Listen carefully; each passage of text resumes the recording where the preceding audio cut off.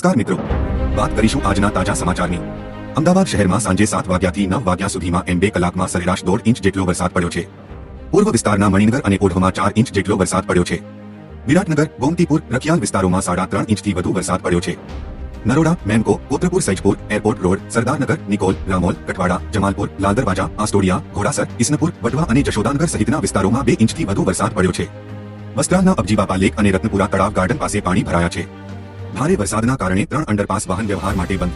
ભારે વરસાદ પડવાના કારણે અમદાવાદ શહેરના મણિનગર દક્ષિણી, કુબેરનગર ઇતિ અને મીઠાખડી અંડરપાસ વાહન વ્યવહાર માટે બંધ કરવામાં આવ્યા છે। સૈજપુર ગરનાળા પાસે પાણી ભરાતા વાહન ચાલકો પરેશાન। શહેરના પૂર્વ વિસ્તારમાં સૈજપુર ગરનાળા પાસે કમરસમા વરસાદી પાણી ભરાયા છે, જેના કારણે થઈને લોકોને અવરજવરમાં ખૂબ જ તકલીફ પડી છે। વરસાદી પાણી ભરાવાના કારણે વાહન વ્યવહાર બંધ થઈ ગયો હોય તેવી સ્થિતિ જોવા મળી હતી। તો હાલ માટે આટલું, મળીશું નવી અપડેટ સાથે। જો તમને અમારા વિડીયો પસંદ આવતા હોય તો વિડીયોને લાઇક કરી, ચેનલને સબસ્ક્રાઇબ કરી બાજુમાં આવેલા બે આઇકને દબાવી દેજો।